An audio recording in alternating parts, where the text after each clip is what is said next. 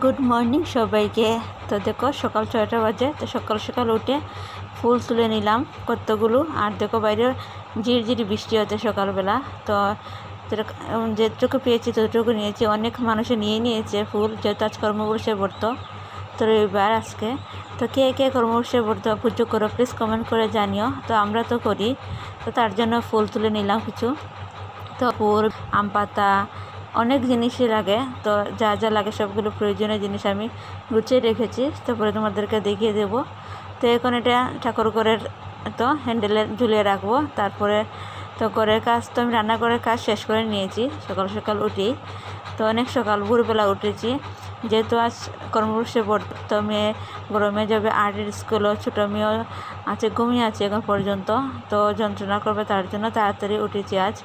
তো দেখি কতটুকু কী করতে পারি। তো বড় মেয়েকে নিয়ে যাবে ওকে আর্টের স্কুলে।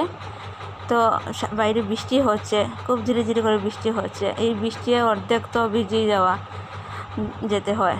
তো বাইরে তো বেলপাতা আমাদের বাড়িতে আছে, ও গাছ থেকে আমি তুলে নেবো। কিন্তু আম পাতা, কলা পাতা সব আরেক বাড়ি থেকে, পাশের বাড়ি থেকে আনতে হবে। তো চাটা খেয়ে তারপরে যাব আনতে সেগুলো। তো এখন ওকে পাঠিয়ে দিয়ে চা খাবো, তারপরে অন্যান্য কাজ ঘর মুছতে হবে। তারপরে আমার ছোটো বেবির কয়েকটা কাপড় জামা আছে, সেটা হবে। তো চলো যাওয়া যাক রান্নাঘরে। তো রান্নাঘরে চলে এসেছি। দেখো বৃষ্টি হচ্ছে বাইরে, কী পরিমাণে বৃষ্টি হয়। পরে আবার জানি না কি উঠবে, রৌদ্র উঠবে কিনা না। তো সব নিয়েছি আমি, যেহেতু নিরামিষ খাবো, আমরা পুজো দেবো, তার জন্য সব পরিষ্কার করে নিচ্ছি ভালো করে। তো আজ আমার ছোটো মেয়ের জন্মবার। তো অল্প ভাত রেখে দিয়েছি, যেহেতু চুলা পরিষ্কার করতে নেই, এবারে অল্প ভাত রেখে দিতে আমার শাশুড়িমা বলেছেন। তো লেগে আমি অল্প ভাত রেখে দিই। তো এদিকে চা খেয়ে তারপরে অন্যান্য বাকিগুলো কাজ করব। তো বিস্কুট এনেছিল, বিস্কুট সেগুলো আমি ডিবিতে ডালিনি, কাল অনেক বাজারে এনেছিল তোমার দাদাভাই।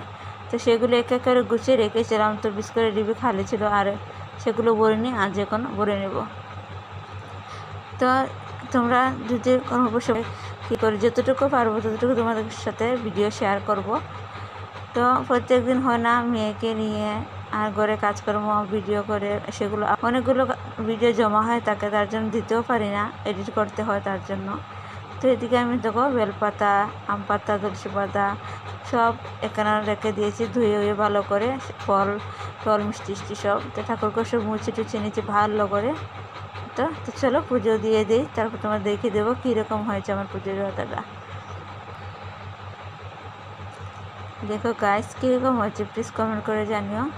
তো আমি গোট বসিয়ে দিয়েছি ঠাকুরের জন্য। আমাদের আলাদা করে গুঁড়াতে হয় সব বিচি দিয়ে, যেমন কাঁঠাল বিচি, শিম বিচি, মটর সব দিয়ে 8 রকমের গুঁড়া করতে হয় কর্মসে পড়তে। জানি না তোমরা কি জানো না, কিন্তু আমাদের সেটা দিতে হয়। মেয়ে নিলে গুঁড়াই, আর একটা খই চিরায় বুক দিতে হয়। তো এদিকে আমার পুজো দেওয়া শেষ কমপ্লিট, ঠাকুরের মুখ দিয়ে নিচ্ছি। এটা আমার হরিওমের যারা থাকে তারা সবাই জানে। তো তারপর চলে এসে রান্না করে, এখন প্রায় 12:30 একটা বেজে যাচ্ছে। তো সকালে আমরা খাওয়া দাওয়া হয়নি, কিন্তু সকালে খাইনি এখনও। তো আমার শাশুড়ি সিদ্ধ ভাত করেছিল, বলছে খেয়ে দিতে। তো খাবো, তারপরে ঘরের কাজ করব, রান্না বান্না করব। তো আজ নিরামিষ যেহেতু পনির করব। আর আমাদের বাড়ি এটাকে মিষ্টি কুমড়োর ডোগা, তাদের মিষ্টি কুমড়োর ডোগা হয়েছে, তো সেগুলো দিয়ে একটা তরকারি বানাবো। সেদ্ধ ভাত রাঁধেছি আমার শাশুড়ি মা। তো সেগুলো খেয়ে তারপরে ঘরে প্রসাদ খেয়ে, অল্প ভাত না খেলে এমন শরীরে এনার্জি থাকে না, এমন একটা শরীরে ঝুর থাকে না, এরকম হয়। যেহেতু ছোটো বেবি আছে, ওকেও ফিটিং করাতে হয়, তার জন্য। তো এদিকে সব গুছকাজ করে এখন রান্না করে নেবো, পনিরের একটা তরকারি বানাবো।